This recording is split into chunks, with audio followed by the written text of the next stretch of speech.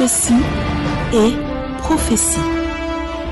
Car ce n'est pas par une volonté d'homme qu'une prophétie a jamais été apportée, mais c'est poussé par le Saint-Esprit que les hommes ont parlé de la part de Dieu. 2 Pierre, chapitre 1, le verset 21. Des nouvelles lois arrivent. Des nouvelles lois arrivent en Europe, à l'OMS, en Asie. Et il faut surveiller le Moyen-Orient. Voilà le point numéro 2. Des nouvelles lois arrivent en Europe. Quand on parle de lois, ce n'est pas juste pour voter les lois tout simplement. Quand vous allez scruter ces lois, vous allez voir clairement que l'étau va se resserrer encore autour de ceux qui croient au Seigneur Jésus-Christ. Le temps, ça va pousser le temps, les gens encore dans les difficultés, des récessions économiques, des pouvoirs d'achat qui vont bientôt chuter et toute autre loi antichrist qui vont être introduites. À partir de ces 2025 et dans la suite, vous verrez ces choses accomplir en Europe. Et l'OMS surtout sera utilisé comme un grand agent du diable pour implémenter des lois sur le plan médicinal. En Asie, l'Asie, les pays asiatiques vont jouer un grand rôle à partir de cette année 2025-ci dans l'implémentation de l'antéchrist, tant sur le plan spirituel, économique, politique et toute autre chose médicinale. Et beaucoup de virus qui vont venir viendront de là. Le Moyen-Orient aussi seront le théâtre des exactions contre ceux qui croient au Seigneur Jésus-Christ.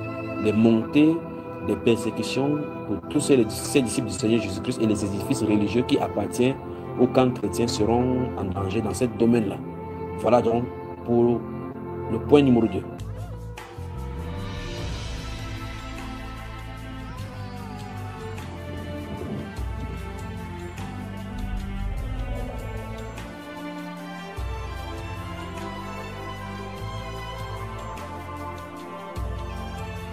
Tu savais que depuis le 1er juillet 2025, si tu ne payes pas ton loyer, ton propriétaire peut désormais récupérer une partie de ton salaire. On t'explique. Avant, il fallait passer par un juge pour demander une saisie sur salaire. Aujourd'hui, si ton loyer n'est pas payé à temps, le propriétaire peut faire appel directement à un commissaire de justice sans passer par le tribunal. Concrètement, si tu ne régularises pas ta situation dans les 30 jours après avoir reçu un document officiel du propriétaire appelé commandement de payer, le commissaire peut demander à ton employeur de prélever une partie de ton salaire. Mais rassure-toi, la loi encadre strictement le montant qui peut être prélevé. C'est un pourcentage de ton salaire net, calculé selon le barème officiel qui prend aussi en compte les personnes à ta charge. Et surtout, le prélèvement ne pourra jamais faire tomber ton salaire en dessous du minimum vital fixé aujourd'hui à 608 € par mois. Alors pour éviter les mauvaises surprises, garde bien toutes tes preuves de paiement, réagis vite au commandement de payer et si besoin, fais appel au juge pour contester. Et abonne-toi à MCE pour ne rien louper sur les actus. Le décret du 15 juillet 2025 change plusieurs choses importantes pour les personnes qui demandent la nationalité française. D'abord, il augmente le niveau de français demandé. Jusqu'à présent, il fallait avoir le niveau B1, mais à partir du 1er janvier 2026, il faudra avoir le niveau B2. Aussi bien qu'à l'oral qu'à l'écrit, que ce soit pour la naturalisation, la réintégration ou encore l'acquisition de la nationalité française par mariage avec un Français. Pour prouver ce niveau, il faudra présenter soit un diplôme français, soit un test linguistique certifié ou reconnu internationalement datant de moins de 2 ans. La possibilité de présenter une attestation de comparabilité d'un diplôme étranger obtenu en français est supprimée. Ensuite, le décret crée un examen civique. Avant, les connaissances sur l'histoire et la culture et la société française s'étaient évaluées pendant l'entretien d'assimilation. Désormais, elles seront vérifiées lors d'un examen civique spécifique. Le texte modifie aussi la procédure d'instruction des demandes. L'entretien d'assimilation sera réservé uniquement aux dossiers qui sont recevables et pour lesquels la préfecture envisage d'accorder la naturalisation ou la réintégration. Pour les décisions de classement sans suite, c'est-à-dire quand les demandes ou la demande est écartée sans être instruite, il sera plus obligatoire de faire un recours administratif préalable auprès du ministère chargé des naturalisations. Pour les autres recours administratifs obligatoires, il faudra désormais passer par le téléservice qui est utilisé lors du dépôt de la demande. Enfin, le décret réintroduit la possibilité pour les ministres ou le ministre chargé des naturalisations de demander des enquêtes complémentaires s'il le juge nécessaire, notamment pour vérifier la situation du demandeur au regard des motifs permettant de refuser la nationalité française. Ces mesures entrent en vigueur dès le lendemain de la publication du décret, sauf pour le niveau de langue B2 et l'examen civique qui s'appliqueront à partir du 1er janvier 2026. Sachez que ce décret applique notamment l'article 20 de la loi du 26 janvier 2024 sur le contrôle de l'immigration et l'amélioration de l'intégration. La loi anti-squat 2025 vient d'être mise à jour. Elle rentre en vigueur à partir du 1er juillet. Je t'explique tout ce qui va se passer. Mais vous l'avez vu finalement? Non, taisez-vous, parce que là, ça... Avant l'expulsion d'un squatteur, c'était la justice civile qui se chargeait de cette procédure et on va pas se le cacher, ça mettait des plombes avant que ça aboutisse. Mais oui, c'est clair. La grande différence, c'est que avec la loi anti-squat 2025, maintenant le squat est considéré comme un délit. Donc, le squatteur va être soumis à des peines aussi bien financières que judiciaires.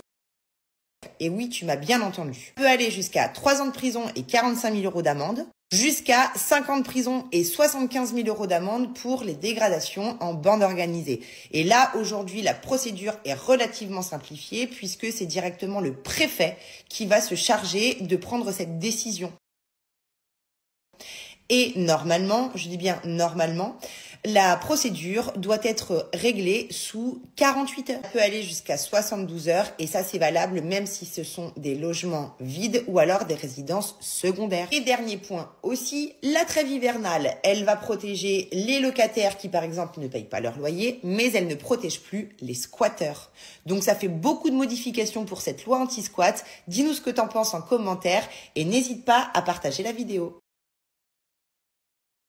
Un nouveau programme d'éducation à la vie affective, relationnelle et à la sexualité doit entrer en vigueur à la rentrée 2025. Voici ce qu'il contient. En maternelle, les élèves apprennent à identifier et nommer les différentes parties de leur corps et à exprimer leur accord ou leur refus et sont sensibilisés à l'égalité entre filles et garçons. À partir de l'élémentaire, les élèves apprennent à connaître les principaux changements du corps à la puberté, à repérer des cas de harcèlement et se protéger de violences sexistes et sexuelles. Au collège, le programme aborde la sexualité. À partir de la 5e, les élèves apprennent les différences entre le sexe, le genre, l'orientation sexuelle et à respecter leur diversité. En 4e, les notions de plaisir et d'amour autour de la sexualité seront abordées, mais aussi les enjeux de santé autour, donc la prévention contre les maladies sexuellement transmissibles par exemple. Au lycée, le programme invite au développement de connaissances plus précises ainsi qu'à l'approfondissement de la capacité de questionnement. Par exemple, en classe de seconde, il est proposé aux élèves à partir de témoignages de leur faire prendre conscience que le sexe biologique peut ne pas correspondre à son identité de genre. À noter que ce programme prévoit en tout 3 séances par an dans toutes les écoles, collèges, lycées, publics mais aussi privés. C'était déjà une obligation depuis 2001, mais dans les faits, moins de 15% des élèves ont accès à toutes les séances selon un rapport du Conseil économique, social et environnemental datant de 2024. Le programme sera présenté le 29 janvier prochain en Conseil supérieur de l'éducation et entrera en vigueur à la rentrée prochaine.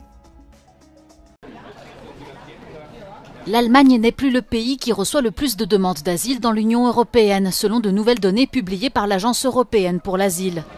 Celle-ci indique qu'à la fin du mois de juin 2025, la France et l'Espagne ont reçu plus de demandes que l'Allemagne, qui a pourtant été la principale destination des demandeurs d'asile ces dernières années.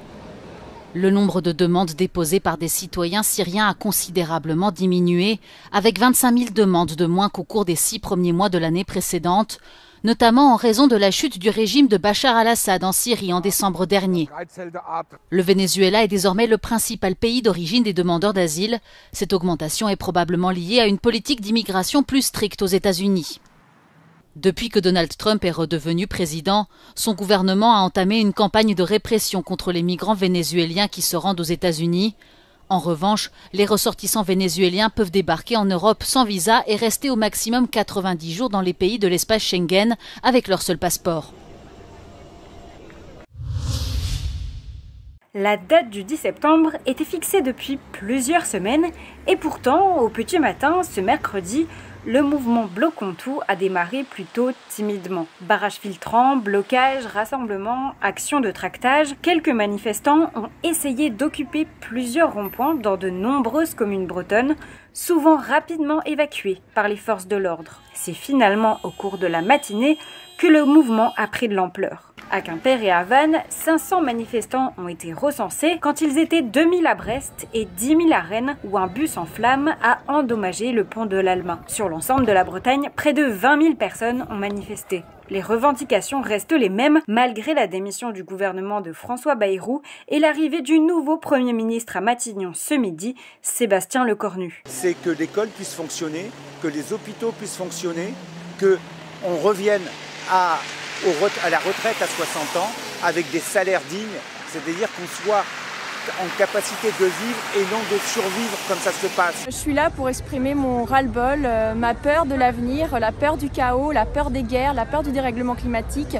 Et c'est une bouffée de colère en fait qui m'amène ici manifester à Saint-Brieuc. On a marre du gouvernement qui nous font des trucs tout le temps.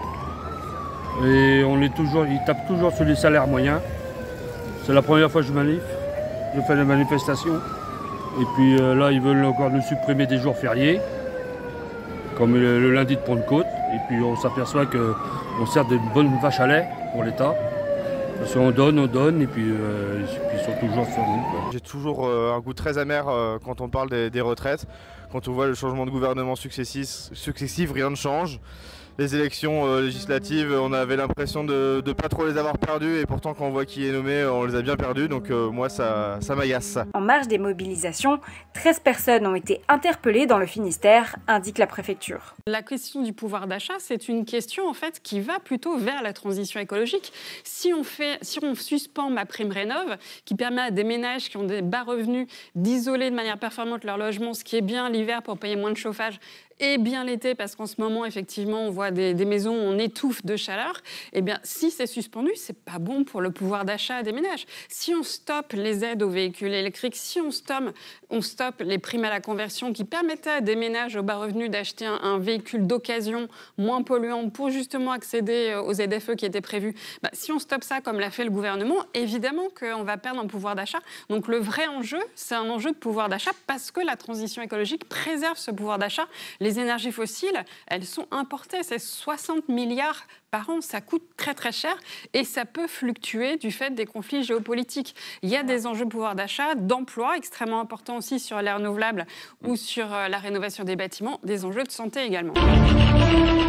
Quand l'Esprit parle, prêtons oreille, car Dieu parle cependant, tantôt d'une manière, tantôt d'une autre, et très souvent, l'on n'y prend point garde.